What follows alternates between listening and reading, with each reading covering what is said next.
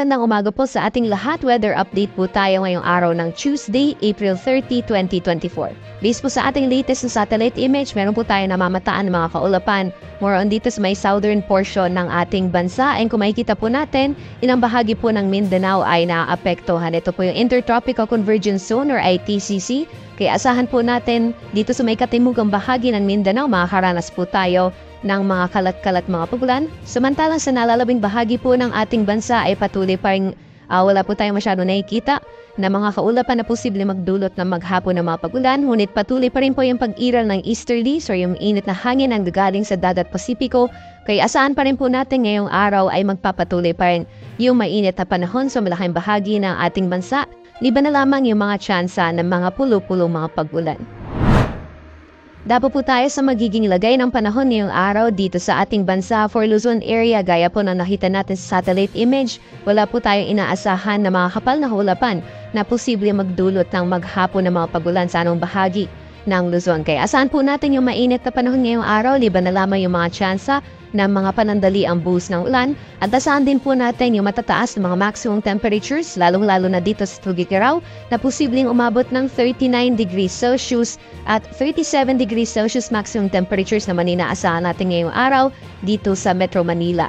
Sa agwat ng temperatura sa lawag, maglalaro mula 27 to 34 degrees Celsius, 18 to 27 para sa Baguio City, and maximum temperatures naman para sa Tagaytay at Legazpi aabot ng 33 degrees Celsius.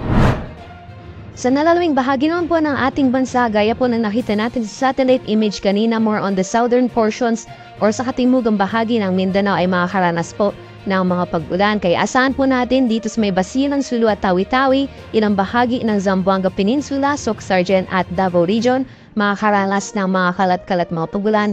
Samantalang sa nalalawing bahagi po ng ating bansa ay magpapatuloy pa rin yung mainit at manisang panahon, di ba na lamang yung mga tsansa ng mga localized thunderstorms, kadalasan po yan sa hapon o sa gabi. Sa agwat naman po ng temperatura para sa Kalayaan Islands at Puerto Princesa, maximum temperatures po natin aabot ng 34 degrees Celsius ngayong araw, samantalang si Iloilo at Zamboanga posibleng umabot ng 33 degrees Celsius maximum temperatures.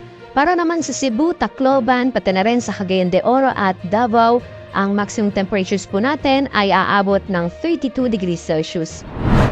Sa kalagayan po ng ating karagatan, wala po tayong gale warning sa ngayon. Banayad hanggang sa tamtaman pa rin ang mga pag-alon na mararanasan. Kaya malaya pa rin po mga kapalaot yung ating mga kababayan na may mga maliit na sakyang pandada.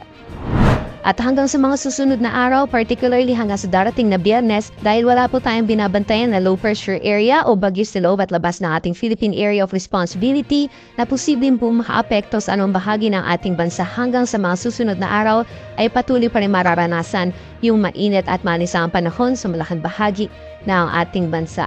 Para sa mga piling syudad dito sa Luzon for Metro Manila, asahan pa rin po natin yung matataas mga maximum temperatures. Maglalaro mula 26 to 37 degrees Celsius yung temperatura hanggang sa darating na Biyernes. Temperatura para sa Baguio City nasa 17 to 27 at yung maximum temperatures naman para sa Legazpi ay posibleng umabot ng 34 degrees Celsius. Diyan din sa magiging lagay ng panahon sa Visayas, may mga chance lamang po ng mga isolated mga pagulan at matataas ng mga maximum temperatures din yung mararanasan. Yung agwat po ng temperatura sa Metro Cebu, maglalaro na 27 to 33 degrees Celsius, 27 to 34 naman para sa Iloilo at 26 to 33 degrees Celsius naman para sa Tacloban.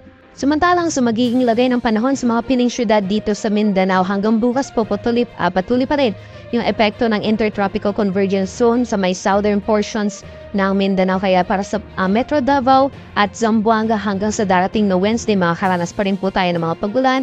Pagdating naman ng Thursday, ay mararanasan pa ulit natin yung mainit na sikat ng araw. Agwat po ng temperatura sa Metro Davao, maglalaro mula 26 to 34 degrees Celsius, samantalang 25 to 33 naman ang mararanasan ang temperatura sa Cagayan de Oro at Zamboanga City hanggang sa darating na Biyernes po yan.